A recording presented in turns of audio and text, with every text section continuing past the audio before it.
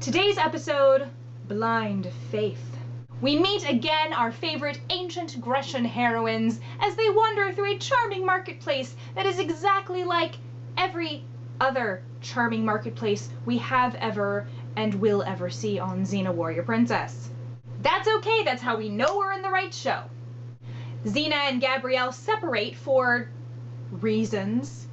Gabrielle goes to find like a cloth merchant, which is odd considering she wears the exact same outfit every single day. She's not exactly a clothes horse. All of this is immaterial because soon she is beset by hoodlums. We don't really see what happens. The next thing we do see is Xena wandering around trying to find her wayward sidekick when Xena too is beset by hoodlums. One hoodlum in particular. I don't actually know his name. Surprise! I mostly just kind of called him Smarmy because he's kind of incredibly smarmy. I have really good reasons why I do things that I do. Basically, Smarmy starts fighting off Xena and he tells her right away, "Ho ho ho, I have killed your little friend." Xena does figure out pretty quickly that for all he fronts, he's really not the kind of person who actually would just go around, kidnap a sidekick, and then promptly kill her. Now, what Smarmy is trying to do is attract a big crowd and make everybody aware that he is fighting Xena, and he is about to kill Xena. And isn't he impressive? Because he's killed random warlord number 1 and random warlord number 2.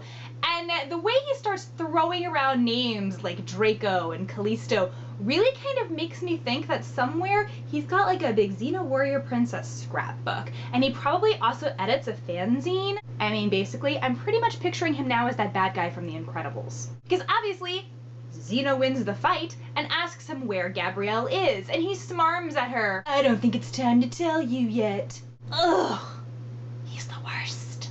Throughout their conversation, Xena keeps scratching at her eyes, and we realize this is because during the fight, she managed to get stuff on her face. I thought it was wine. They start talking about it like it was oil, and they say that it's got something in it, like Sazerac or something. I don't think it was Sazerac, but it was something with an S.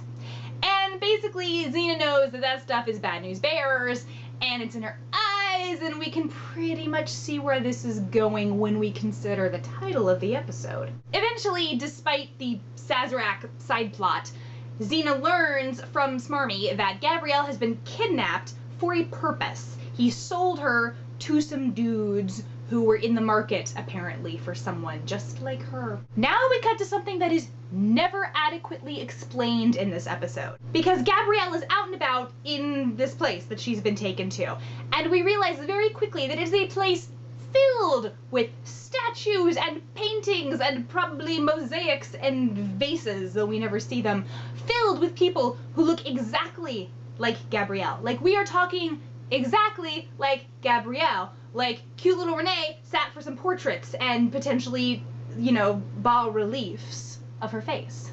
All we learn is that she is there because she is going to get married to this king. And this king is going to want to marry her because she looks exactly like his type. And I'd just like to point out, for future reference, that there is in fact a difference between having a type and only dating orphan black style clones of Gabrielle. You never know what you're gonna get with that deal, and sometimes it is not good. All we know is that not only does he have a type, he apparently always marries that type, and the fact that there is no indication that this is a polyamorous situation does not bode well. But again, we never find out exactly what happened to all these other wives of this king. It's just kind of left there under the surface. But I'm too clever for you, Xena writers. I pick up on your really creepy subtext. Now, there's one really obviously slimy, smarmy member of this court, and he brings Gabrielle to be trained in being a presentable queen-type person by someone named Vidalia. Vidalis. We're gonna go with Vidalis and just Dallas. Meanwhile, back in the Xena plot, Xena's vision is getting worse. It is rapidly deteriorating. And even though she manages to fight off some thug-like forces from the palace, Smarmy figures it out. Now, some important plot stuff happens. Xena reveals that she knows exactly what is up with the sarsaparilla in her eyes, and she knows how to cure it, although she doesn't really have any of the stuff that she needs to do so. Now, Smarmy is there, he knows exactly what's going on, and so to keep him from running away, in a great trope of romantic comedies, Xena handcuffs herself to him and tells him that he's going to be her eyes. Back at the palace, Gabrielle is eventually deemed by Vidalis fit enough to be presented before the nobles in a scene that really seems to have absolutely no purpose other than to put Gabrielle into kind of a vaguely offensive Asian pastiche outfit, most notable for having a great big boob window, like right here, front and center.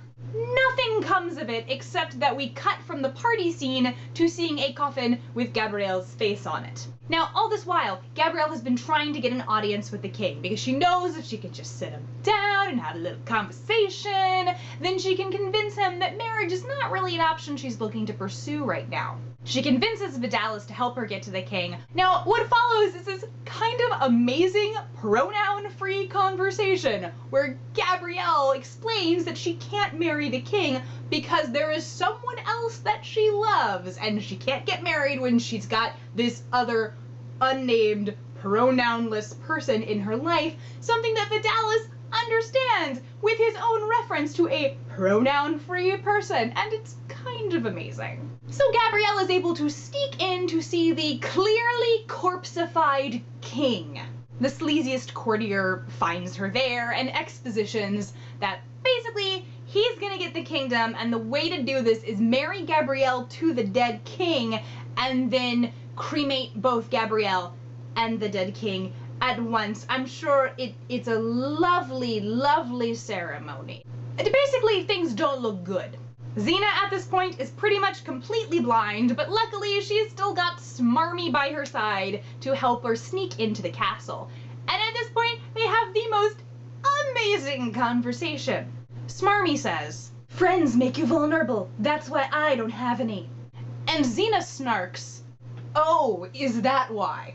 And gentle viewers, lo, did I pause that video and let out a giant belly laugh in my empty apartment.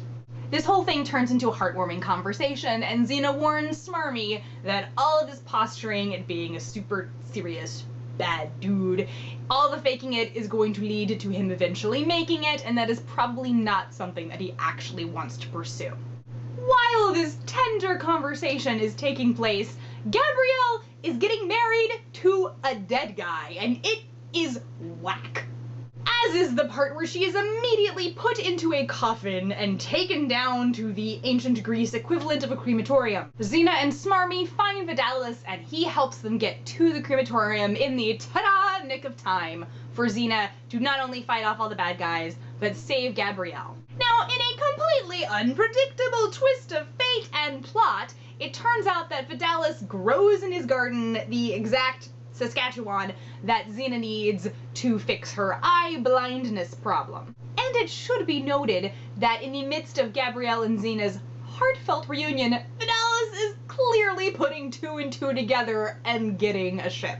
And yay, at the same time, Smarmy has seen the light and is going to reform, and that's great, and no one cares, except for Vidalis, who is clearly running off to get some in the end. And you know what? More power to him. We thank him for the sarsaparilla Saskatchewan stuff that he had.